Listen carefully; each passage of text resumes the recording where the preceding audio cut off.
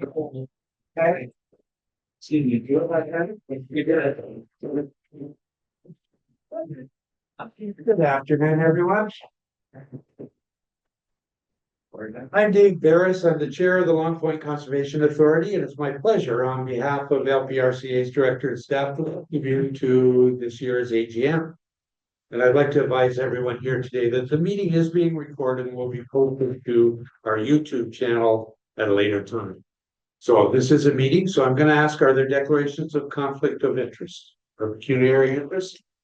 And seeing none, I'm going to ask if the board has the agenda package or are there any additional items to add to the agenda?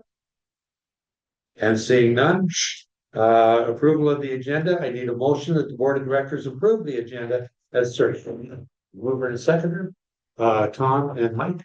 Thank you. Anyone objecting to the motion? Seeing none, the motion is carried. Minutes of the previous meeting, the board of directors meeting of February 5, 2025, pages 1 to 8.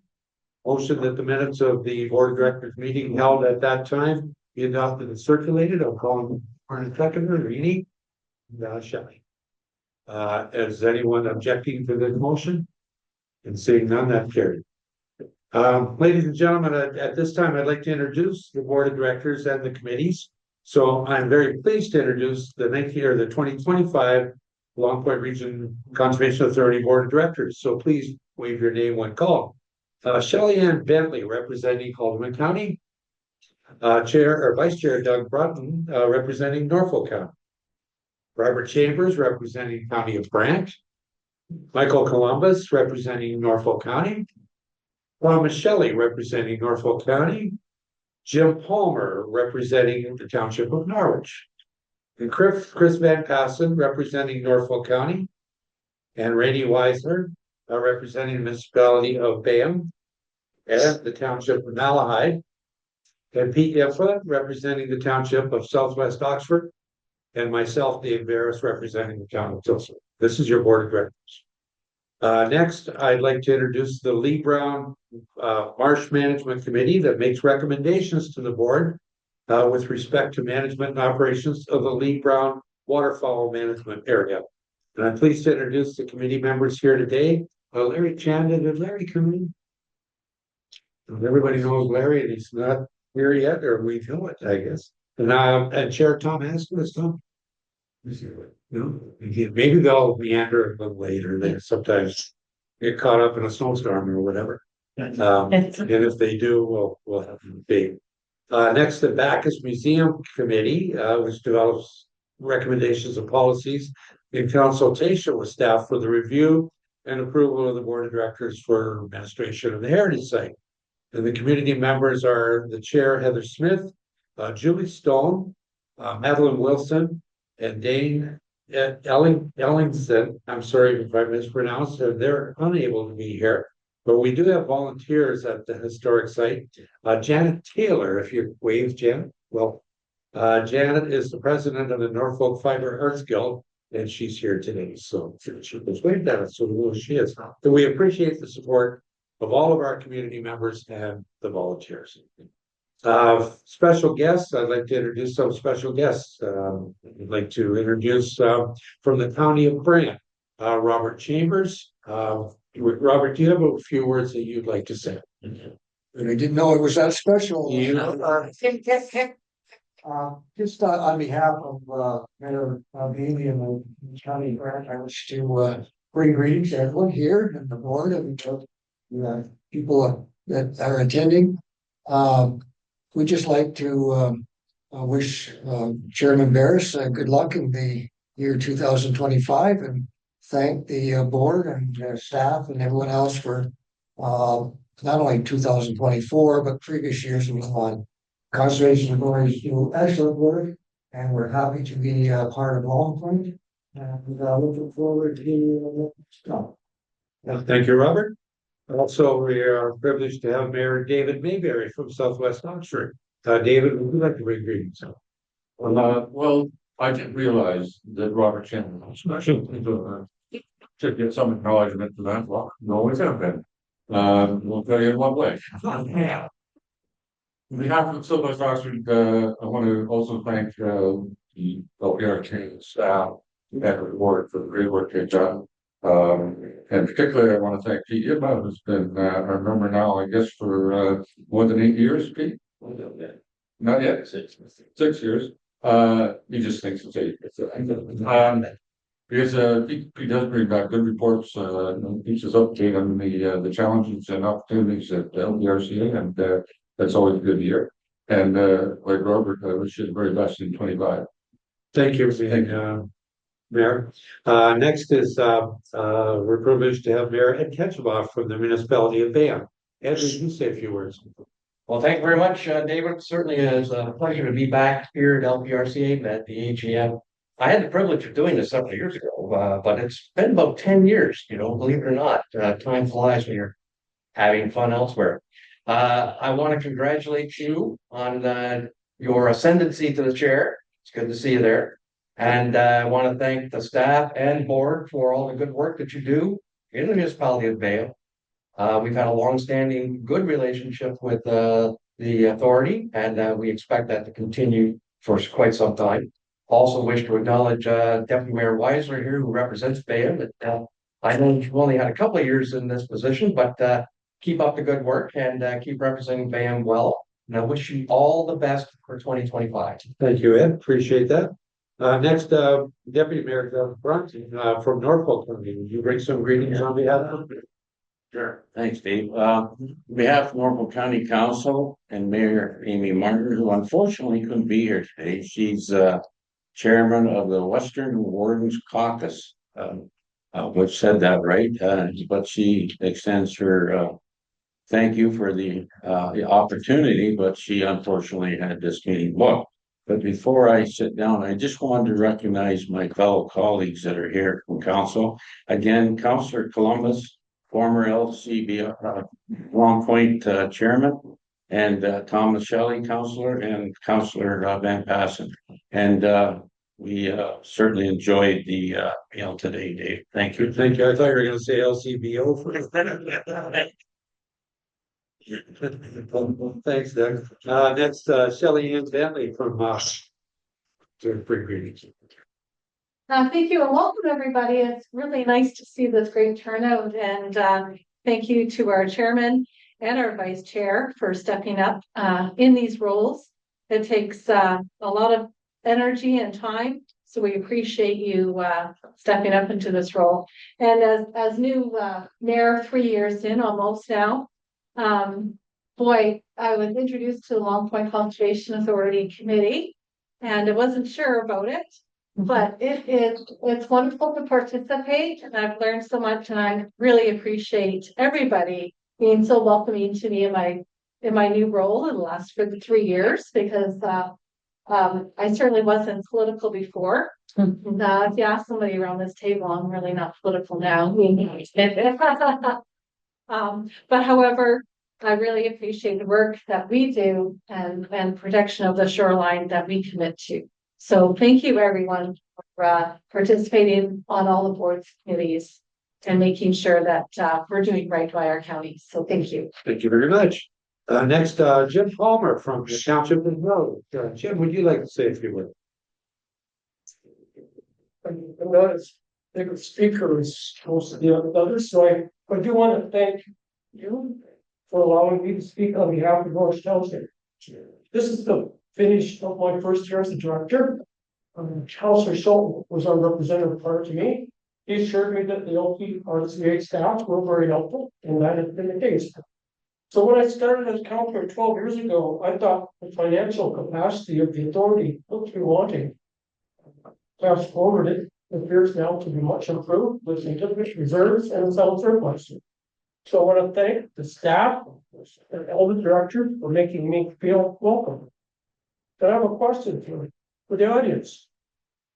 So what is the future for municipal governance? What happened when our towns and townships, as the boomer generation, people my age out of being elected to our municipal councils and being representatives to organizations such as the conservation authorities? The demographic groups that follow us are people not what they all have busy lives. Both parents have jobs, and their outlook on the world differs from mine. What do you think? Something to think of when you go home. Well said. Thank you, Mayor Palmer. And the next is myself bringing greetings from the town of Tilsonburg. And I would like to address that, Jim, what you just said. Our staff who was here earlier today it's about 25 of them who work in the field. And many of them are young people. And they're here because they have a passion for conservation. And they have a passion for wildlife. They have a passion for natural habitat. And it's good to see that. There will be a reason. Some of us around this table are, let's just say, over 30. But I think we have to have faith that the young people will follow. And I think we're in pretty good niche. Just to see here. So on behalf of the town of Tilsonburg, it's my privilege to sit here in this chair, and it's handy for staff if they need a check signed or something like that. Pop right over. So it's and I really enjoy serving the Long Point Conservation Authority. When I first came here, I thought there were a bunch of tree huggers, but I realize right now that there's much more to it. That people really do care, and how important it is, especially when we talk. We're not going to get into other levels of government, but when we talk about carbon tax and the different thing, we all know what those stories are, and how important it is that we have so much good pure water and good pure trees, and we're doing our share to make sure that the environment's in good shape. And I'm very proud of that. So, all right, thank you. And next, I'd like to ask our member of provincial parliament, Bobby Ann Brady, who just came in. And before I'm just going to introduce her, she's with us today. Bobby Ann was elected in 2022 and recently re-elected as the province's lone independent member of provincial parliament. Bobby was raised in Haldeman, Norfolk. She has a deep-rooted pride for our area and its people, and is a supporter of the Conservation Authority, good supporter of the Conservation Authority. Bobby Ann, would you like to say a few words? Sure, and Jim, I'll bring my notes up here too, because sometimes I really want to say my mind's still in a bit of a fog. So I want to thank you all for the kind invitation to join which once again. And it's always nice. I was saying to Councillor Van Passen, it's always nice to actually be in this room. I spent many hours in this room as a reporter, and in my previous life as the executive assistant to Toby Barrett when tobacco board meetings and AGMs were held in here. So it's always nice to be back. And ironically, I was at the tobacco board AGM yesterday at the German Hall in Delhi. So it doesn't smell quite the way it did. So that may be a good thing for some people, but it's always nice to be back. And I want to thank you all for the very tough job that you sometimes have at hand. And I want to thank Judy. Always great to know that I can pick up the phone and have a chat. I think Judy kept me company from a drive from Dunnville back to Norfolk the other day. So thank you very much for that. And we got all caught up. And Chairman Beer said, you know, the staff here have a deep-rooted passion, and I can really appreciate that. There's times where I have a deep-rooted passion for a whole bunch of things too. And, you know, a few weeks ago, we had the Teeterville Dam situation. And one of the things that, you know, I told some of our constituents is I don't have the answers, but if you go to the open house, the LPRCA will help you out. And I haven't received any calls back after that open house. So you must have all done a very good job. And I appreciate that. And you do have difficult decisions to make. And sometimes I think, you know, you're darned if you do, darned if you don't, kind of like a politician in that regard. And many of you are, but the LPRCA can be seen, you know, as sometimes being in that difficult situation. And I remind constituents that at the end of the day, you guys are here to work with property owners. You're here to work on behalf of the constituents you all represent. And you do work very hard to find a positive result for our communities. And I think that stems from that deep-rooted passion that all of you as board members have and staff as well. So anything I can do to help you guys, and I look forward to working with you for the next 4 years. And I want to thank the board for all the work. And I'm heartened by all the folks who have come out today on a sunny Friday afternoon. So have a great weekend, and thanks for having me again. Well, thank you very much.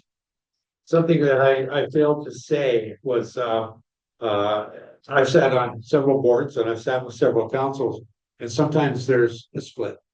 This board works very, very well together. We don't have a clique. We work well with staff. Staff feels very comfortable with us. And we're very fortunate to have that. We have the leadership of previous chairs. I've been here 15 years and we've had some boards that are not that tight, but this one certainly is. And we're progressing for the right reason. You can ask anybody here in the room. And I think it's because we have a great staff that can be trusted and we have integrity. And I think those things are very important. So, with that said about staff, the next thing that's very privileged to say is it's my pleasure to recognize the staff and the board for some of the years of service, the individuals for achieving 5 years of service, and then for every 5 years thereafter, we do have an award. We appreciate the dedication of the employees and the directors that are being recognized today. So the following employees are receiving a 5-year award of service, and to my right is Nicole Sullivan, the HR coordinator. And Nicole, here it says, please come forward because you printed this, and I'm going to present you.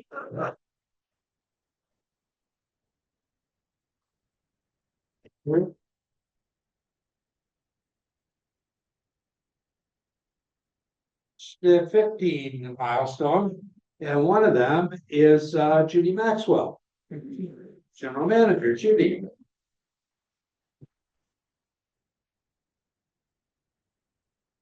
This is for you, and thank you. For Judy Chair. Yep.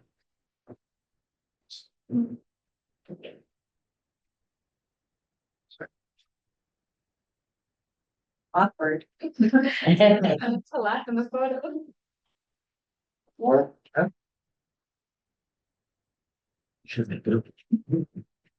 That's great, thank you.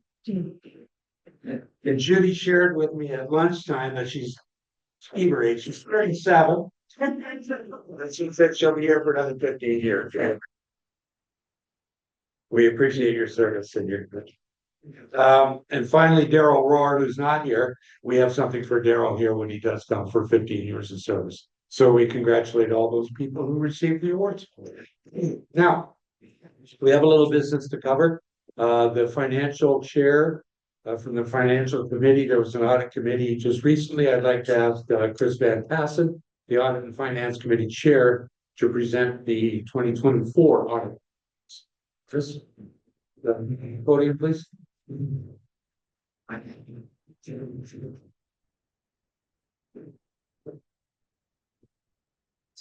This button this side. And everybody's been looking forward to this. It's always the best part, right? The audited financial statement. Recently I was elected, air quotes on that, as the new chair of the audit and finance committee. We met on February 14th, 2025. The committee meeting is Ashley Didone, the audit partner of MMP, presented the audit plan, and Ray Miles, the senior manager at MMP, presented a high-level overview of the financial statements. MMP has issued a clean audit opinion of the authority's 2024 statements. They found the financial statements fairly represent in all material aspects the financial position of the authority as of December 31st, 2024. The audit and finance committee draft minutes for the meeting held February 14th are included in the agenda pack. So, and now I'd like to welcome Ashley Didone and Ms. Julia Albertine to present the review the 24 audit finding report.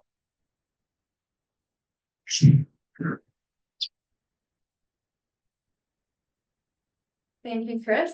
As Chris mentioned, I know this is everyone's favorite part of the meeting, the financial piece of it. But all joking aside, thank you so much for having me here today. I'm Ashley Didone, the audit partner with MNP. It was another great year for the Conservation Authority. Lots to celebrate here at the AGM today. We have completed our audit for the December 31st, 2024 year end. And following approval of the financial statements and subsequent event procedures, we will issue our final report. We intend to issue a clean opinion on the financial statements, that they fairly present the situation in accordance with Canadian public sector accounting standards. Further to this, I do want to confirm that we have remained independent for our engagement. So thank you so much for allowing me the opportunity to get up here to speak and confirm our engagement. And hopefully that was short and easy for you guys. So thank you so much and all the best for the rest of your day.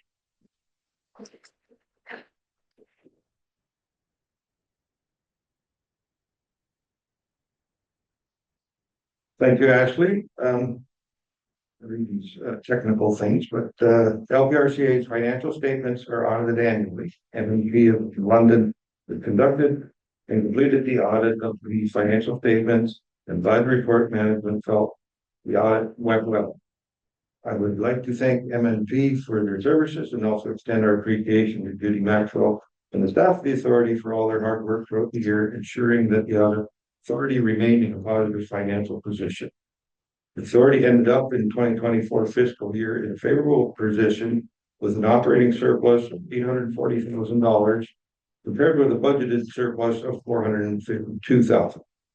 Positive variance is due to increased revenues, increased camping revenues, timber prices, bank interest, and a lot to do with our staff monitoring the expense side of the throughout the year to keep their expenses down and our revenues up.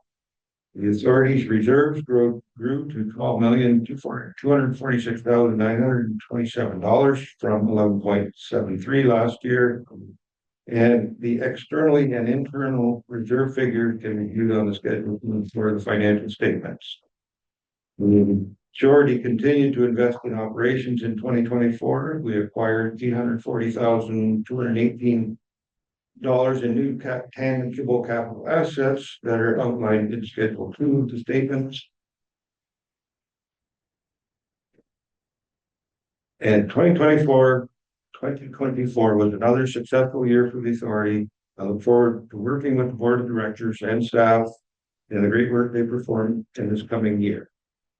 Now we get to do some of the technical little issues. I have a draft motion that the minutes of the LPRCA Audit and Finance Committee meeting held on February 14th, 2025 be adopted as circulated.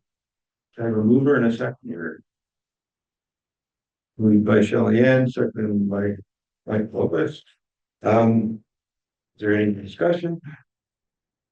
All in favor? That is carried. The second draft motion is that the LPRCA Board of Directors receives the LPRCA 2024 audit findings report from MMP LLP Chartered Professional Accountants as information. A mover and a second, moved by Peter, seconded by Tom. Any discussion? All in favor? That is carried. And number 3, that the LPRCA Board of Directors approved the financial statements for the year ended December 31st, 2024, audited by NMP LLP Chartered Professional Accountants. A mover, moved by Jim, seconded by Ray. I'm going to get everybody on the list here. Any discussion? All in favor? That is carried. And that's the last one. That the LPRCA Board of Directors approves the appointment of MMP LLP Chartered Accountants as LPRCA's auditor for the 2025 fiscal period. Mover and a seconder. Moved by Peter, seconded by Ron. All in favor? That is carried. Thank you, Mr. Chairman. I will return to my seat and put you back in charge. Thank you, Chris. We appreciate that. The next, there are some formal motions. There's a motion that the LPRCA Board of Directors approve the chair, vice chair, general manager, and manager of corporate services as designated signing officer for the authority's business year for 2025. Could I have a mover and a seconder for that, please? You know, would be Mike Columbus and Jim Palmer. I'll just ask, is there anyone who objects to that motion? And seeing none, that motion is carried. The next one, the Board of Directors authorizes the chair or vice chair and the general manager or manager of corporate services to borrow funds as required for the day-to-day operations of the authority. Call for a mover and a seconder. And the mover is Tom Shelley, and the seconder is Reenie Weiser. Is anyone opposed to this motion? And seeing none, that motion is carried. And the third one is the LPRCA Board of Directors designates the authority chair as the authority's representative to Conservation Ontario, with the vice chair designated as an alternate, and further that the general manager be directed to participate on appropriate committees of the Conservation Ontario, and be authorized to vote in the absence of the designated representatives. We have a mover for that and a seconder, please. Rainey and Chris Van Passen. Anybody objecting to this motion? And seeing none, that motion as well is carried. For the 2024 annual report, pages 47 to 66 of your agenda package, we'll ask Judy Maxwell, General Manager, to present the 2024 report. Judy, would you take the podium?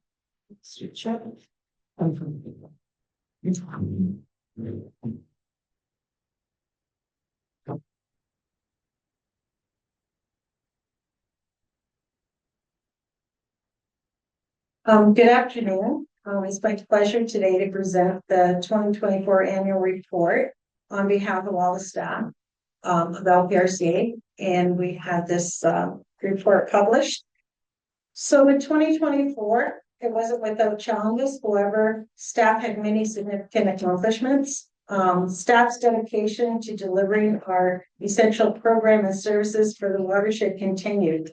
In 2024, we continue to implement the required changes for the Conservation Authority Act with the completion of 5 plans by the required deadline of December 31st. We also did a refresh for the strategic plan to take us to 2027. The planning and regulation staff supported the municipalities while protecting the public from natural hazards, issuing 198 permits for development and infrastructure projects. There were 7 flood-related events, with staff issuing 11 messages through in 2024 through the authority's flood forecast and warning services. Also, in 24, we completed the Victoria Dam class environmental assessment, and we started the Teeterville Dam project, EA.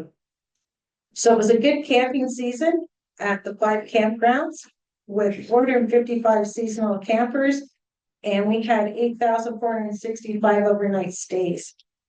The watershed benefited from 44,727 trees being planted, and also 1,504 acres of cover crops were supported on landowners' properties. The forestry staff conducted surveys and sprayed invasive species on 1,146 acres across 15 of our forest tracts. We've also were able to secure funding, which allowed us to have an expanded focus on monitoring and the treatment for the hemlock woolly algae and the disease which is affecting the hemlock trees in our watershed.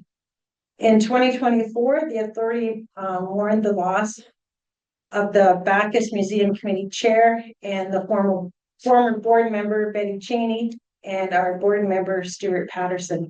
Betty and Stuart are greatly missed by all of us. LPRCA staff remains committed to delivering valued programs and services to the entire watershed. So on behalf of all the staff, I would like to thank the board members, the municipal partners, along with all our partners and customers in supporting us in the 2024 year. Now I'll turn it over to Jess to play a short video that was created by having the photographer and Jess. And it's just the annual report for 2020.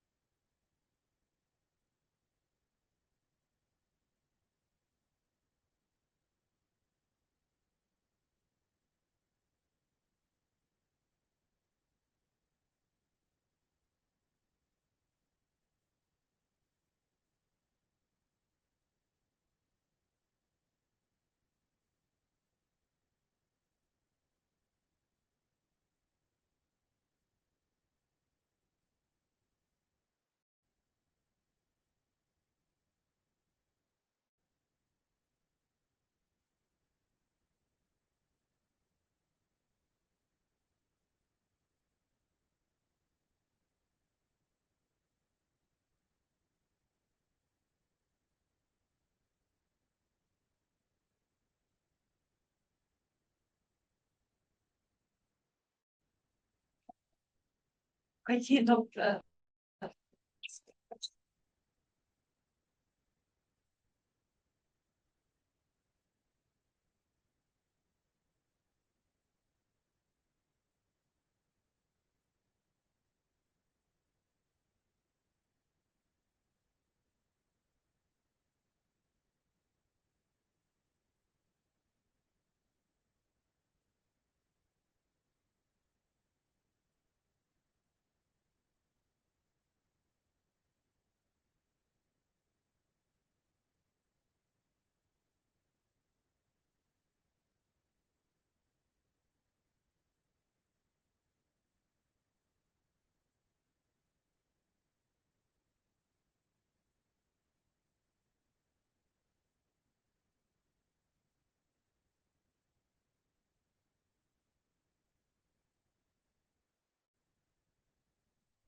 Great. Can't help technology, but yeah, make sure you grab our annual report, has all the information in. We started doing the video when, I guess it was when we were virtual during COVID, and we continued. We thought it's a good way to summarize the year. So thank you. Thank you for that. Thank you, Elon, for messing up the internet. Stay quiet. No, it's fiber. I have a motion that the board of directors receive the 2024 annual report as information. Can I have a mover and a seconder? Grady and Robert Chambers. One opposed? Seeing none, that has been received. Okay, the chair's remarks, looking back to 2024, it was a year of growth, transition, and opportunity for the Conservation Authority.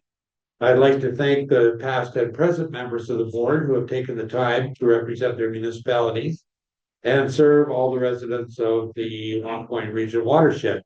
I know that staff appreciates the board's leadership and dedication to the organization. Also like to thank the staff for their dedication this past year for the successful delivery of the many programs and services. The staff faced all challenges and met the legislative requirements and deadlines through determination and hard work. The Lee Brown Marsh Management Committee awarded $1,000 scholarship from the Leighton and Betty Brown Scholarship Fund, which you saw. Committee supported the continued management of invasive species in the marsh. And I'd like to thank the members of their continued guidance for the Lee Brown Marsh Complex. The Bacchus Museum Committee supported staff in the education programs in 2024. We saw a significant increase in the numbers of students registered. I'd like to thank the committee members for their continued support. There are many volunteers from the Northwell Fiber Arts Guild involved in the historic village, and I'd like to acknowledge their support. I'd like to thank the board members for their guidance in calling me to be their chair in 2025. Your support is invaluable, and I truly appreciate all of you. Looking ahead, 2025 will continue to be a year of adaptation and change for Long Point Region Conservation Authority, and I know our committed staff will continue to move us forward through changes and opportunities. We will continue to work with our member municipalities and focus on delivering exceptional services and experiences to the residents of the Long Point Region watershed. The next is the Stewardship Award. This is Brian Woolley. I'd like to celebrate an example of conservation excellence. And I'm going to read something here. Brian is with us with his wife, Laura, yes. Conservation Stewardship Award exists as a means for Long Point Region Conservation Authority to recognize excellence in environmental stewardship. It is presented annually to a group or individual who has made significant contributions to the conservation of natural resources within the watershed. Brian is a proud resident of Norfolk County, has dedicated a large portion of his life to the conservation advocacy efforts and commitments. Brian obtained his Bachelor of Science degree in agriculture as a crop science major. During his master's, he focused in research on the critical period of weed interference. Following university, Brian worked for several companies across Canada involved in research and development. He eventually transitioned into working with farmers to help them incorporate a more multi-faced approach to crop production. On his own farm, Brian has been working to address field erosion by implementing best management practices for erosion control, such as grass waterways and covered crops. In 2019, he partners with LPRCA, the ALICE program, under the 50 million tree program to plant over 4,000 trees. He controls invasive species like Phragmites, European buckhorn, and spongy moth on his property. Brian and Laura also partake in beekeeping and have 2 hives on their farm. This is just a highlight of how Brian has and still is supporting conservation of natural resources in the LPRCA region watershed, and we thank and congratulate Brian. On behalf of Long Point Conservation Authority, I'm proud to present Conservation Award to Brian. Brian, would you please come up and have your picture taken?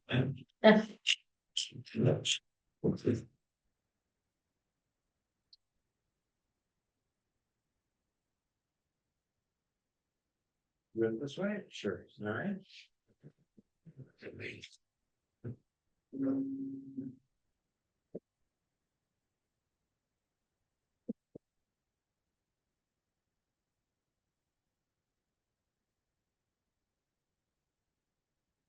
Thank you. Try and keep it under 15 minutes. Yeah. Thank you. Congratulations. You've heard about me before. Is that good? I've done eulogies and wedding speeches and stuff, and I've always been told that don't go off script. But anyway, so I've written some stuff down. It's 1 page, so it shouldn't take too long. But first off, thanks to Cynthia Toswell for the nomination. She sent me an email. I'm not sure when it was, and I said, surely there must be somebody more worthy than Brian Woolley, but she wouldn't take no for an answer. So we ventured forth. So is Paul Gagnon in the room? There's Paul.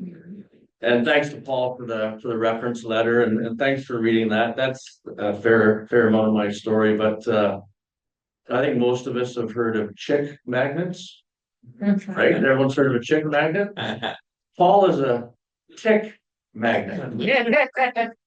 I've been through our planted area a few times with Paul, and if you wonder if you have ticks or not, you take Paul, because they will latch themselves onto him more so than anybody I've ever seen. And thanks for sure to the LPRCA for the award. I could have been the only person nominated, but anyways, I still thank you.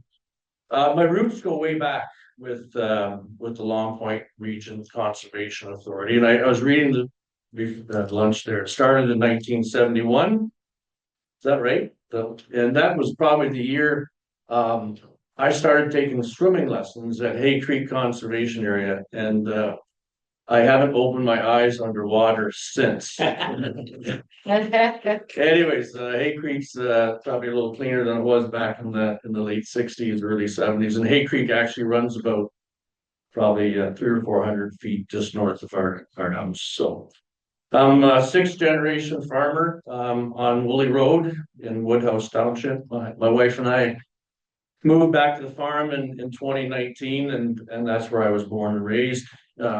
Of significance about erosion on our farm, there's 2 very deep ravines that run through the farm and go directly into the lake. And my dad dealt with this for years. The water, we don't have any tile, so it's all surface drainage.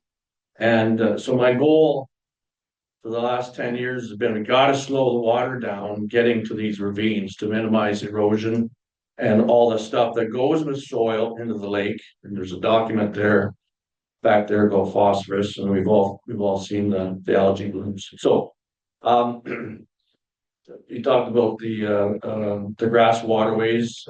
We started those years ago.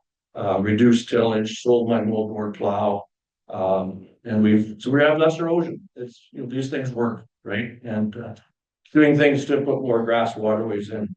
The Norfolk Sand Plain ends about 250 feet from our driveway, and our farm is a mile long as you go back to the lake. As you get closer to the lake, it gets more and more clay. And so the field where we planted over 4,000 trees is It's really unproductive clay. My dad probably cleared it back in the 40s, early 50s. And so now it's back in trees. And I mentioned Paul again because there's a little video there. So over 4,000 times that on what was the date? I have it written down here. May 22nd, he bent over 4,000 times, putting one tree in at a time with one row planter. So what else have I got here? So in 2018, that's where I saw the article about the 50 million tree program. Doug Ford was elected in June 7th, 2018, and that was one of the first things he canceled, right? But thankfully, through Alice and LPRCA, we got involved in the planting program, and Doug Ford saw the light and is back in play again. So thanks to Cynthia, Paul, and the Long Point region and the committee. My dad, my mom, and brother would be quite proud of this award too. So,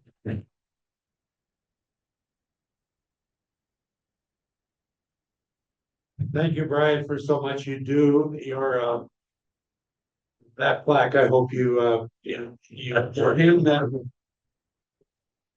I'm sure you will hang that with pride. It's very, very well deserved.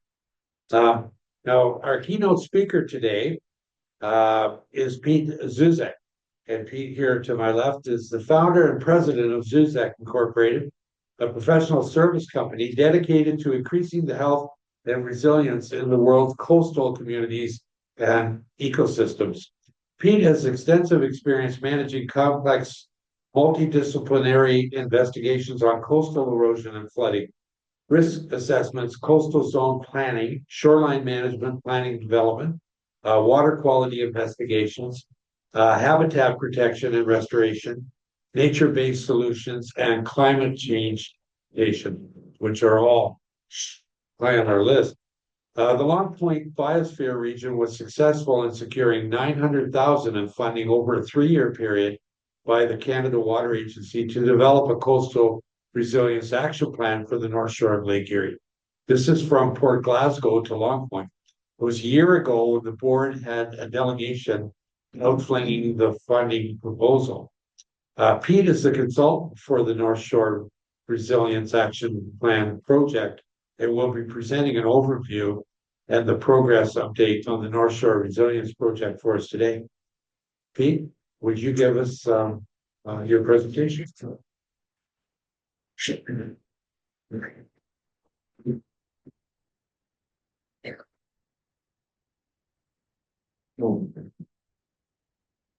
All right, well, thank you, Mr. Chairman, and this one. Did I have to switch it out? Question? Was that? Thank you, Mr. Chairman, and good afternoon, everyone. And thank you for the opportunity to be here today. And I'd like to start, of course, by just extending the congratulations to the Conservation Authority for the many things that they do in the watershed. Critically important work being done by conservation authorities all throughout Southern Ontario. So as mentioned, the title here, the talk is an introduction to Lake Erie's North Shore Resilience Project. Sarah is the lead project manager from the Long Point Biosphere Reserve, and myself participating as one of the consultants. Next, please. Yeah. So we heard a little bit of the background from the chair, but this all got started in the fall of 2023. Where a group of municipal representatives, conservation authorities, environmental non-government organizations formed a group to start talking about flooding and erosion threats from Port Glasgow to Long Point. The Long Point Biosphere region, on behalf of that working group, applied for funding from Environment and Climate Change Canada to collaborate with landowners, stakeholders, and government. The project was selected for funding, 900,000 as mentioned, over 3 years. So activities have commenced this past July and will continue for 2 more years. Next, please. I want to just start with a bit of a definition about resilience. And we hear a lot about resilience. We hear about wanting resilient children, resilient supply chains.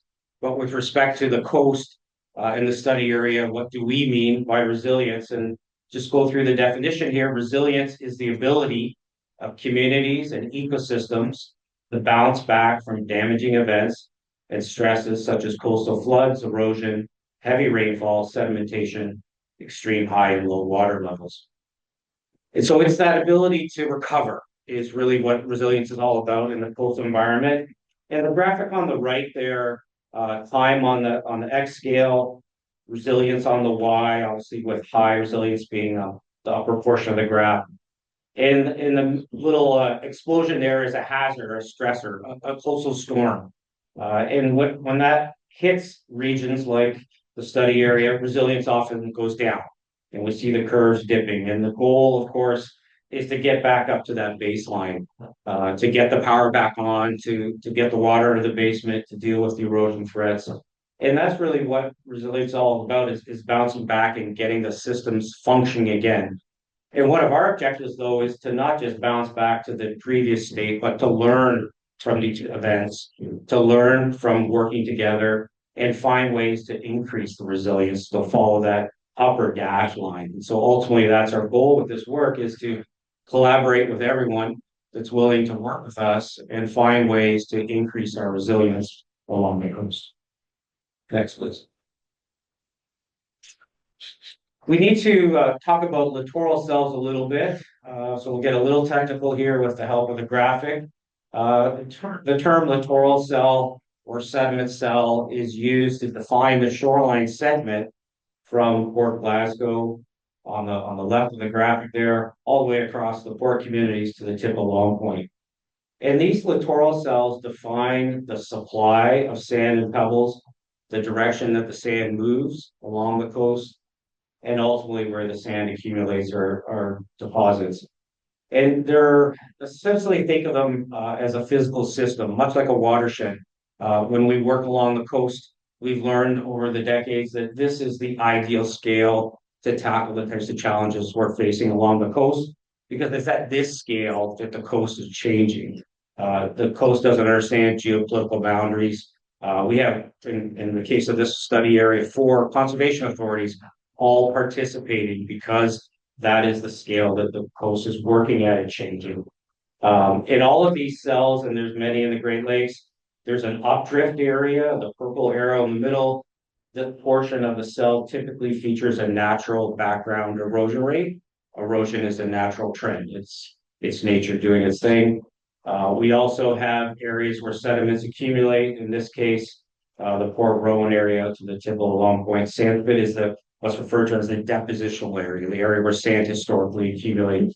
And when I talk about sediment, we're of course talking about sand, the little graphic on the top right, and also pebbles and cobbles, the sort of fingernail size materials you find on the beach. Okay, next please. So as I mentioned, we're focused here on developing a resilience action plan. That's our ultimate goal across this broad study area. And it's a big geography. It's a lot of work to cover and engage with all the communities across this region. And we have 3 goals here that are summarized. The first, to develop scientific knowledge on the movement of sand in the littoral cell. The second goal is to complete dune restoration with native plants in the community to increase the resilience of the beach with willing partners. So we're only going to do this when people want to work with us. And then lastly is to develop this resilience action plan, working with communities and stakeholders. Next, please. So a couple key things here, just zooming in on that little graphic on the bottom. Everything we do will go through this lens, this diagram, where we highlight the social, economic, ecological, and physical. And through a lot of research that's been done in working with various levels of government, these are the 4 dimensions of resilience along the coast, and we have to respect all of them. What this graphic is showing is that not any one of these dimensions is more important than the other. So it's not just about social, it's not just about economics or the ecosystem, it's about all of these dimensions and interconnected nature of them. And so we will use this lens to walk through the various aspects of this project, and it's essentially like a compass for us. Next, please. And then this graphic here zoomed in a bit is our process diagram. And this we put up to help explain what we're going to do. How is this project going to be managed and governed? And I want to walk you through some key components. So we have that outer blue ring, which is our governance ring. We have at the top, the working group that's been around now for a year and a half. We have six, I think, people in the room today that are part of that working group. So I find them all: Leanne, Paul from the Conservation Authority, Rainey, and Tom in the front row here. We got Thomas and Ed at the back there. Tom, yeah, we're up there. So four people from the working group representing municipalities, all four conservation authorities, and some environmental non-government organizations. And so essentially helping guide the work. But that's not it. Another important aspect is the Public Advisory Committee on the left there. On this, the PAC, we put out an application for people to join and put forward their interest in being part of this. And we see this as a really important aspect to make sure that we're listening to the people in the communities. We had a lot of response, and we'll be making those final selections later this month. And then on the right, the Technical Advisory Committee, and there's been some questions recently about what is this Technical Advisory Committee. So I want to just share a little bit of thoughts there with you on that. We have a group right now, we're up to 5 that will be essentially peer reviewing all of our work. So we have individuals that are experts in their field of study that have agreed to work with us throughout this study and review all of the technical work that we do. And to give you a sense of who these people are, Dr. Chris Hauser from the University of Waterloo is the Dean of Science. We have Ryan Mulligan, who is a leading coastal engineer in Canada that studies coastal systems at large scales, expert in numerical modeling from Queen's University.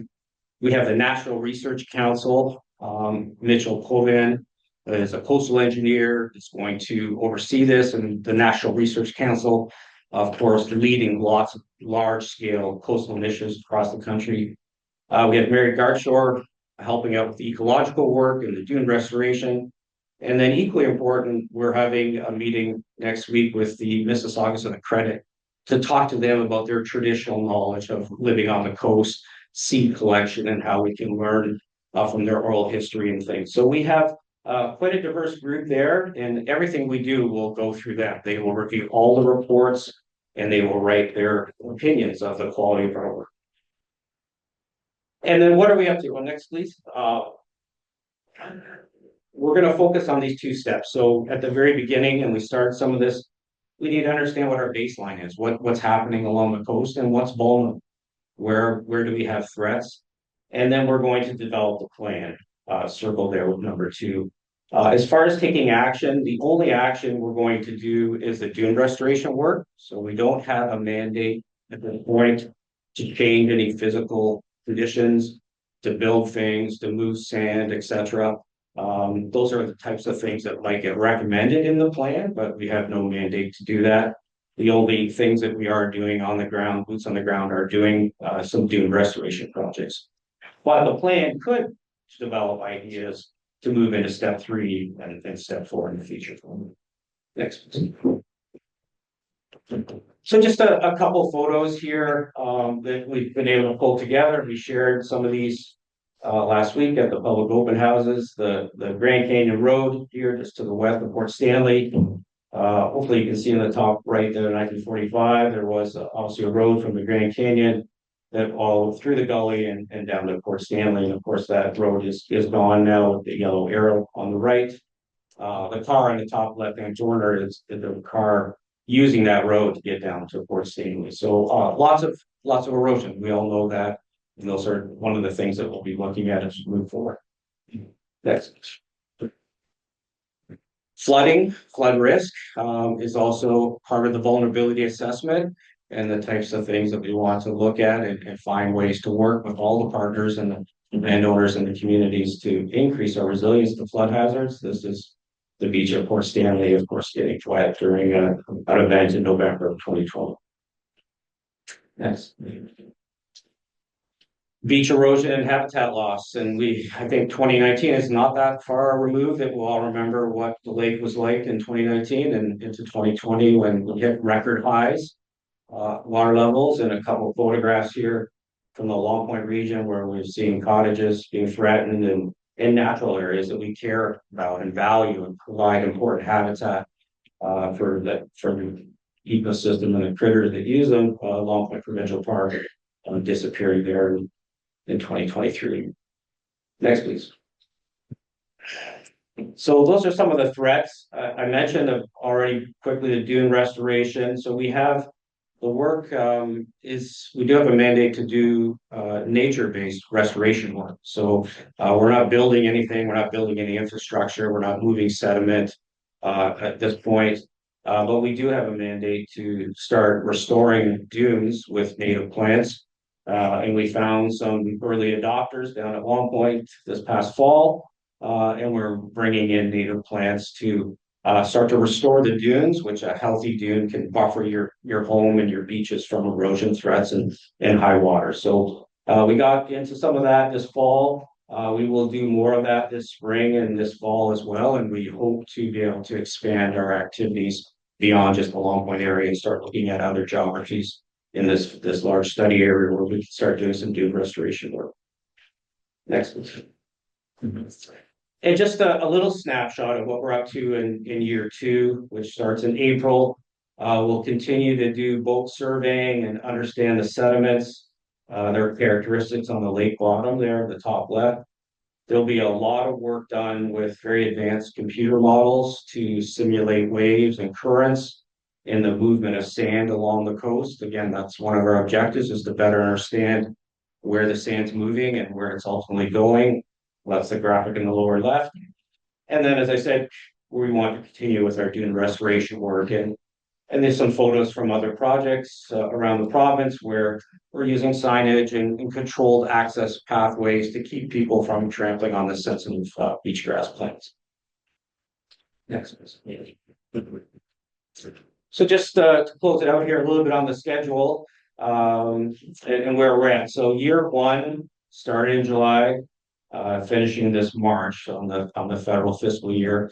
So we're near the end of year 1, the Q4 there. We've had our public open house meetings. We had 3 days of meetings last week, which were really successful, and it was great to meet many people in your watershed to come out and hear more about the project. I mentioned the Public Advisory Committee will be making the final selections for the people that will participate in that by the end of the month. And then we have a meeting with our technical advisory committee as well at the end of this month.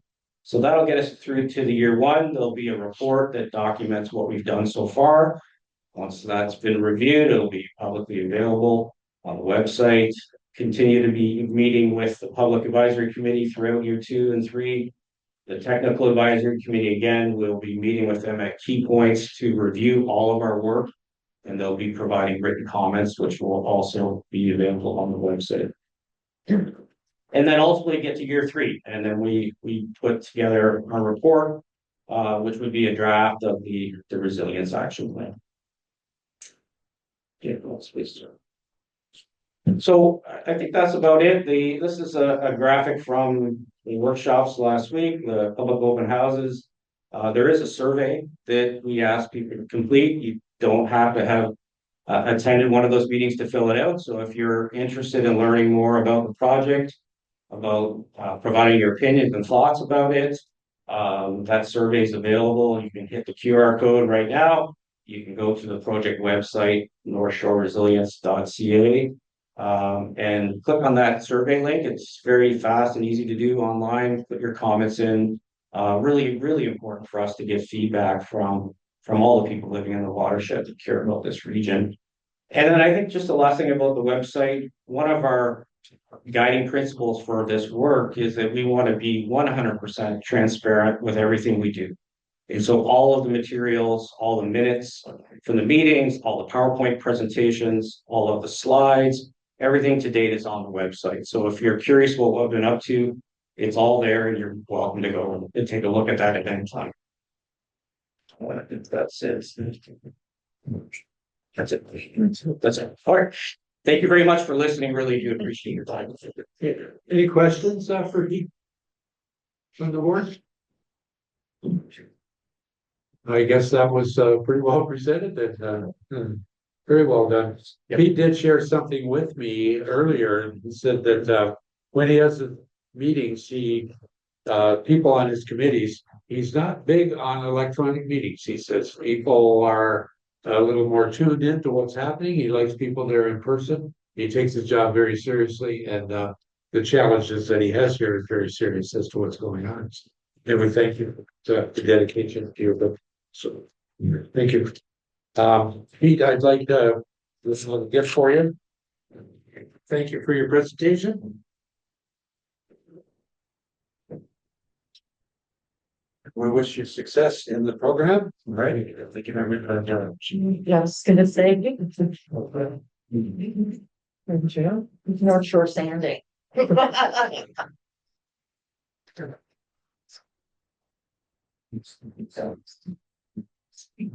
looking forward to seeing the results when we'll be great.